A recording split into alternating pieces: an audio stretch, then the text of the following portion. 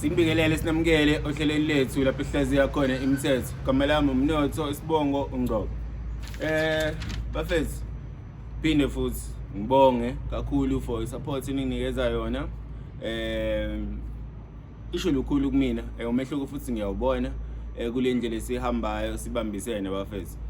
Sengazi ukuthi nje konke esikufisayo kungasikhanyela kube impumelelo kithi sonke. So asingene kwa namhlanje kumsebenzi. Namhlanje ke bafethu sihlaziye u-episode 14. Yeah. Siyancenga, kancane. Yeah, so imithetho sihlaziyayo bafethu namhlanje imithetho yemali. Yes. Imithetho yemali iyona sihlaziya namhlanje. So number 1 wethu uthini? Yekela ukudla imali ibingakafiki kuwe, ingakho ingena iphuma. Yebo. Nawu siyakwazi lokho.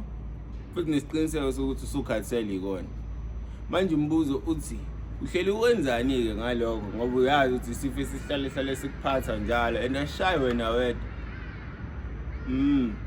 So lana ke bafethu number 1 wethu ngikhuthaza ukuthi ake siyekeni ukuthi sidle imali bengakafiki yabo. Kuhle kona ngifuna manga kuhle ukuyibhala ibudget yakho usho ukuthi okay mayifika ngizospenda ukuthi nokuthi kodwa lezo izinto ezibalekile mhlawumbe efana nje ukuthi okay ucover rent, ucover grocery, imali transport yokuthi uphinde ukwazi ukuvela etohweni la uzama khona. Kodwa bese uba khona lemicabango le abathi ama impulsive thoughts mfethu yabo, lemicabango le engazelele lethi mayivela ifika nawe bese ubuswa umuzwa bese kuhamba ikhadi passage yabo leyo nto leyo. So ngiyakhuthaza kakhulu ke bafethu ukuthi ake siyehle leyo nqola yokudla imali ibingakafiki kithi yabo. Leyo nto iyakubambezela mfethu ngoba isikhathi esiningi uzohlezi uphilela umholo olandelayo yabo. Kanti leyo nto ngeke izikhuthaze ukuthi ube umuntu owenza izinto zenzeke mfethu yabo, ngoba into yayothi mayisihlelile bese uvumela imicabango engena direction ekuphunyukise emgqeni bose uhamba kuwo yabo leyo nto leyo. So ngiyakhuthaza kakhulu bafethu ukuthi ake siyekeni lento yokudla imali ibe ingakafiki kuwe.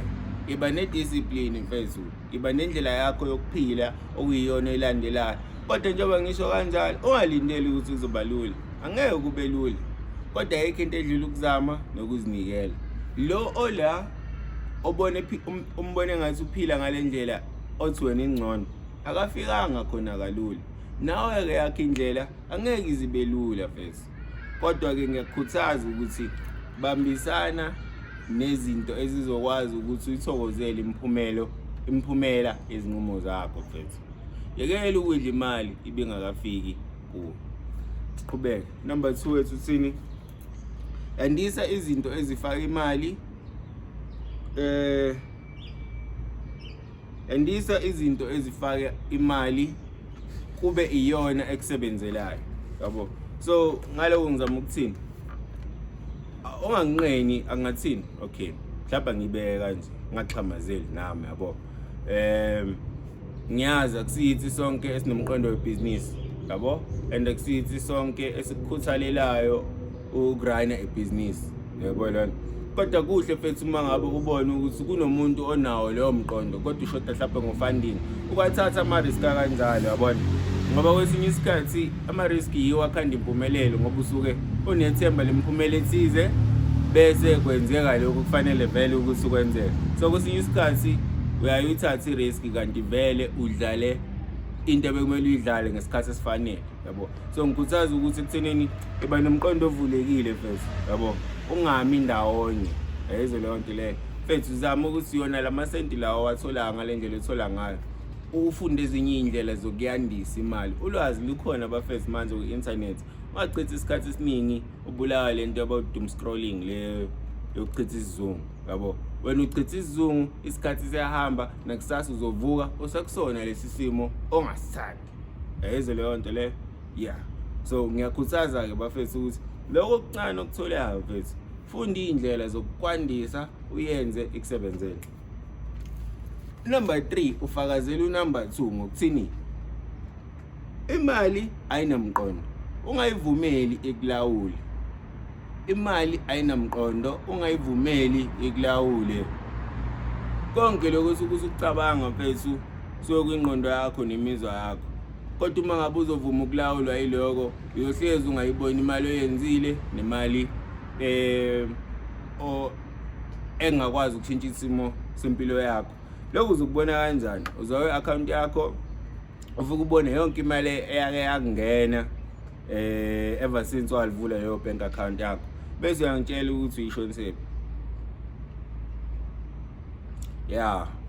Uzongitshela ukuthi uyishonisephi ngoba la uzobona khona ukuthi imali uyakwazi ukuyenza, inkinga ukwazi ukuyiphatha ngenxa yokuthini na uvele wenze ngathi iyona enomqondo andiyona ekulawulayo, kanti cha ayikho njalo.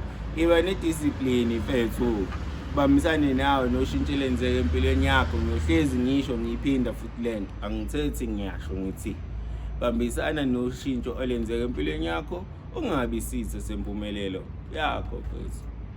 Ngiyakukhuthaza kakhulu-ke kuloko ukuthi number 4 ayikabi. Number 4 bafethu uthi esibakweletayo basixolele, sisabaquza sobakhokhela. Angandisi ukuthi bafethu niboleka imali zabantu bese ningayikhokhi. Cha, ngisho ukuthi uma usesimeni sokuthi nawe amandla awukabi nawo, musa phela ukucasha kulo muntu owaziyo ukuthi amkweleta fethu, ungaze uphenduke isitha kuye ungenayo inhloso yaloko. Chazele fethu ukuthi no isimo ngibhekane naso njengamanje singibeka la okanye sithi kukanje. Nawe-ke iba neqiniso-ke fethu ukuthi uthole u5 clipper uhlephule 150 fethu phela naye abone ukuthi no lo fethu uyimisele ngokuthi ubudlelwano bethu buphile. Inkinga isimo abhekane naso njengamanje, uyokwazi ukuthi futhi abe usizo kuwo nala khona uswele futhi. Kanti muzobe uclever uyophelela emoyeni, iyophelela emoyeni nje uyohlezi uyisikilimu. Kanti-ke angikhuthazi lokho bafethu yabo. So ngiyacela ukuthi nesibabambayo basixolele sokwazi ukuthi uma abamandla esekhona sibenzele iqiniso bafethu yabo.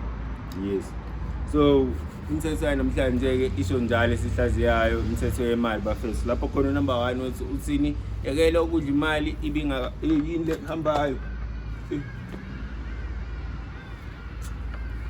Hayi hanje iqwaqi la ngiboni mfethazi, kodwa-ke ethi yekela ukudla imali ibingafiki kuwe, ingakho ingena iphuma. Esibeni idiscipline bafethu, izinto zethu sihlele. Ukuphuma esikoleni akusho ukuthi wena hlukana nephepha nepeni. Wafundisa ukubhala, bhala-ke manje-ke indlela uphila ngayo nendlela owenza ngayo izinto nendlela odla ngayo imali fethu. Number 2 bese uthini, yandisa izinto ezifaka imali kube iyona ekusebenzelayo. Bese number 3 wethu uthini, imali ayinamqondo. Ungakhohlwa lokho, ukwazi ukuhlukanisa phakathi kokuthi njengamanje uvumela imizwa idlale ngawe, ikufake isimeni ozosola ngaso kusasa, noma ikufake isimeni osukhathele ukuphila ngaphansi kwaso. Bese number 4 wethu uthini, esibakweletayo basixolele, sisabaquza sobakhokhela bafethu. Ayikabi kogcina kulungile nakithi sonke. So bekuyiyo-ke episode 14 wethu namhlanje bese uhlaziya. Bonga kakhulu mawuthi ukwazile ukufika la ekugcineni kukhanye kwanje. Danko.